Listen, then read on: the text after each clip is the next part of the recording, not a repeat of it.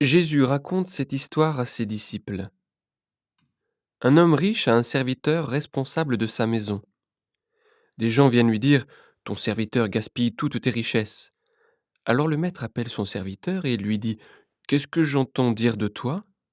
Rends-moi tous les comptes de la maison. Maintenant tu ne pourras plus t'occuper de mes affaires. Le serviteur se dit: Mon maître ne veut plus que je m'occupe de ses affaires? Qu'est-ce que je vais faire? Travailler la terre, je n'en ai pas la force. Devenir mendiant, j'en ai honte. Je sais ce que je vais faire. Alors quand mon maître va me retirer mon travail, des gens me recevront chez eux. Et il appelle un par un tous ceux qui doivent quelque chose à son maître. Il demande au premier: Tu dois combien à mon maître? L'homme lui répond: 100 tonneaux d'huile. Le serviteur lui dit: Voici ton papier, vite, assieds-toi et écris 50. Ensuite, le serviteur demande à un autre: Et toi, tu dois combien? L'homme lui répond: 100 sacs de grains. Le serviteur lui dit: Voici ton papier, écris 80. Alors le maître dit du bien de ce serviteur malhonnête, parce qu'il a été habile.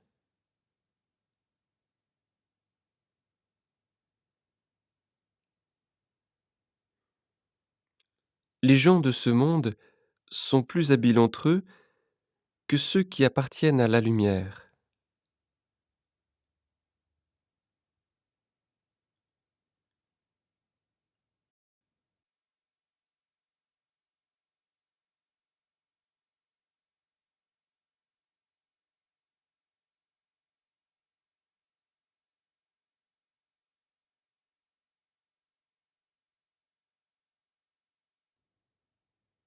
Jésus ajoute: Et moi je vous dis, faites-vous des amis avec l'argent trompeur.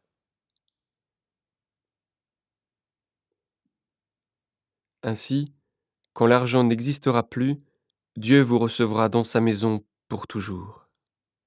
Quand on peut faire confiance à quelqu'un pour une toute petite chose, on peut lui faire confiance aussi pour une grande.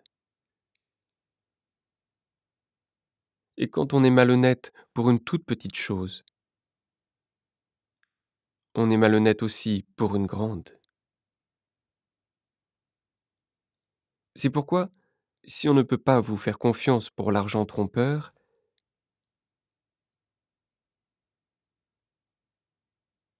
qui va vous confier les vraies richesses? Et si on ne peut pas vous faire confiance pour les richesses qui ne sont pas à vous, qui va vous confier ce qui est à vous? Aucun serviteur ne peut servir deux maîtres. En effet, ou bien il détestera l'un et il aimera l'autre, ou bien il sera fidèle à l'un et il méprisera l'autre. Vous ne pouvez pas servir à la fois Dieu et l'argent.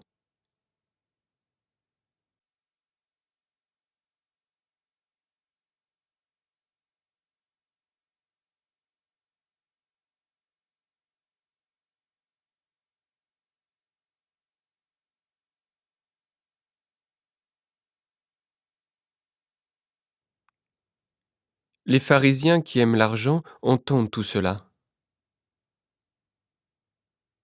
et ils se moquent de Jésus. Jésus leur dit: Vous, vous faites croire aux gens que vous êtes justes, mais Dieu connaît vos cœurs. Oui, ce qui paraît important pour les hommes, c'est une chose horrible pour Dieu.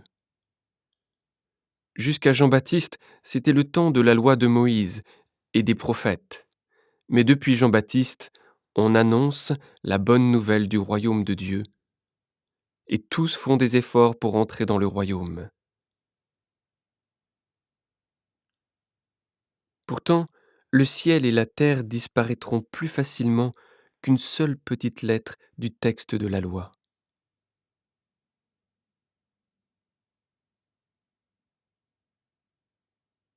Quand un homme renvoie sa femme et se marie avec une autre, il commet un adultère. Et quand un homme se marie avec une femme renvoyée, il commet un adultère.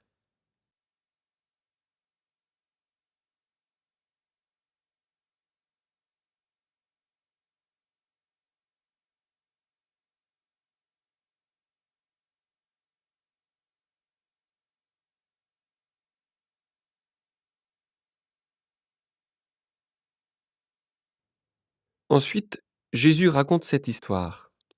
Il y a un homme riche qui s'habille avec des vêtements très beaux et très chers. Chaque jour, il fait une grande fête. Un pauvre, appelé Lazare, est couché devant la porte du riche. Il est couvert de plaies. Il a très envie de manger ce qui tombe de la table du riche. Mais ce sont plutôt les chiens qui viennent lécher ses plaies. Un jour, le pauvre meurt. Les anges l'emportent auprès d'Abraham. Le riche meurt aussi et on l'enterre. Mais chez les morts, il souffre beaucoup. Alors il lève les yeux et de loin il voit Abraham et Lazare à côté de lui. Le riche se met à crier: Abraham, mon père, aie pitié de moi. Envoie Lazare pour qu'il mette le bout de son doigt dans l'eau et il me rafraîchira la langue. En effet, je souffre beaucoup dans ce feu.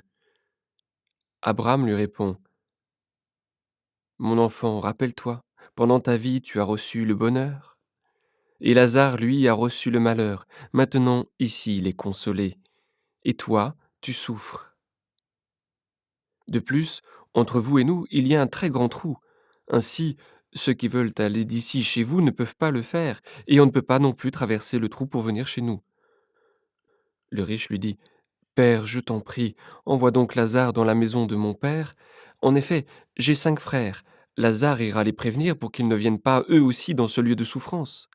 Abraham lui répond: Tes frères ont Moïse et les prophètes, ils doivent les écouter. Le riche lui dit: Abraham, mon père, cela ne suffit pas. Si quelqu'un de chez les morts vient les voir, ils changeront leur vie. Mais Abraham lui dit: Ils n'écoutent pas Moïse ni les prophètes. Alors, même si quelqu'un se lève de la mort, ils ne seront pas convaincus.